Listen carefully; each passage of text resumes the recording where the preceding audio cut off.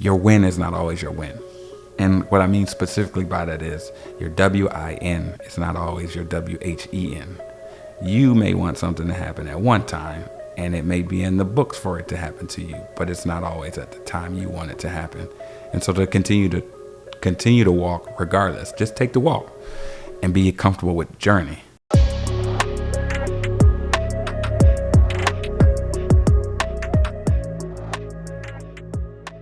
Hello everyone, we are here at a new construction home site with CEO and co-founder of Break the Box, Kobla Tetey. How are you doing, sir? I am spectacular. How are you, my brother? Doing well, good to see you. Good to see you too. So tell us, what is Break the Box and what inspired you to start this business?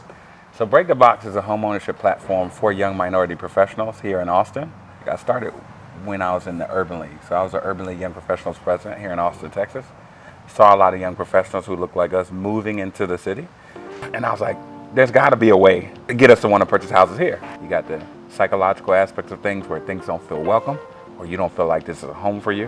And then you have the systematic barriers where, you know, the traditional things, loans, you know what I mean, gentrification, redlining, etc., that may go uncommunicated, but it has an underlying factor into why somebody would or would not purchase, i.e., I don't feel welcome because I don't see neighborhoods where we are. And so the thought process was to begin to formulate something in terms of coursework, etc., that would make this a more comfortable process for us culturally.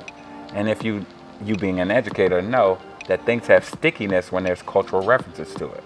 You're more apt to learn when there's cultural references. So we literally created a course that talked about these things, specifically epigenetics, past trauma, money, how you get your money habits, where those things come from, and have cultural references so it's relatable to our audience. And as those things become relatable, things become more comfortable. As they become more comfortable, our premise is that individuals will be successful and they will move into home ownership. So it's reconstructing the narrative that allows an individual to be successful.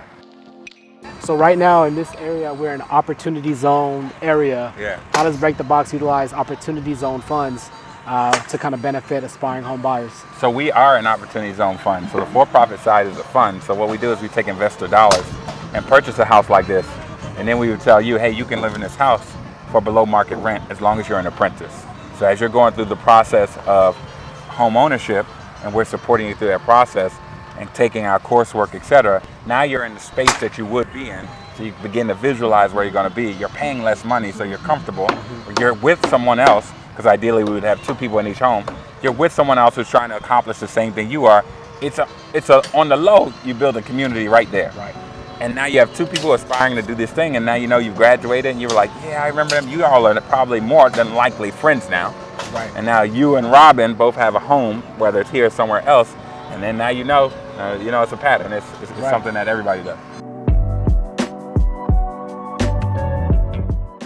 Kobla, we're here at your home, the first apprenticeship incubator for Break the Box.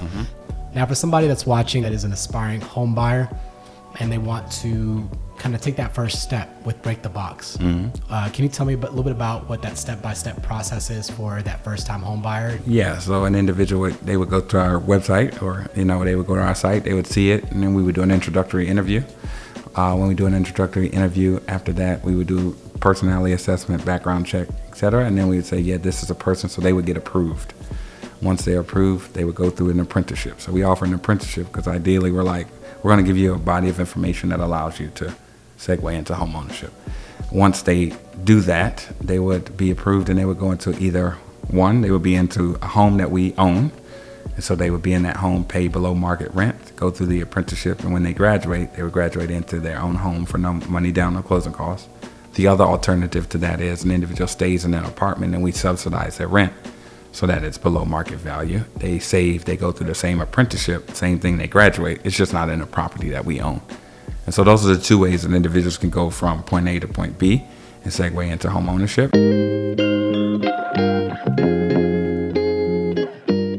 Talk to us a little bit about opportunity zones and how you're using opportunity zone funds within your business model.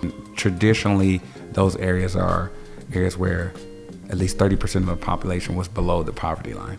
Okay, so those areas were designated by each governor, and then those were the areas that essentially they were saying, we want investment dollars to go in those areas to bring their value or to bring them up so that they are a viable piece of the community. What's funny about that is those areas are also areas that were zoned in a manner that we were in because we had no choice. So the irony of that it was undervalued because of the way you zoned it, and then you picked out that same area to get investment in, and more often than not, people with capital gains are 1% of the population.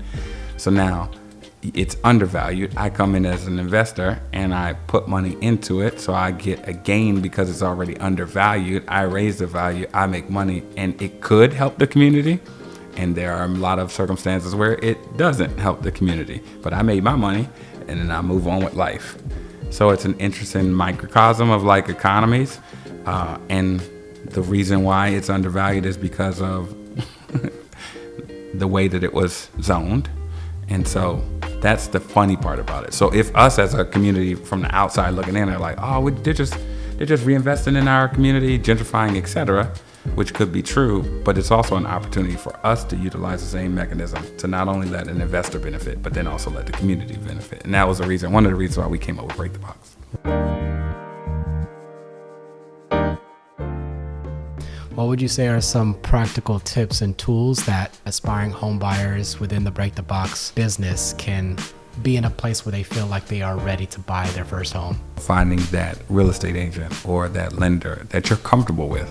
And then you find companies like Break the Box. We're not the only one. There's other companies around the United States that are trying to do things to help gentrification and, other things in the community. Find those groups and then utilize them. But don't be afraid of what the outcome might be. And here's the thing that I used to say a little while ago.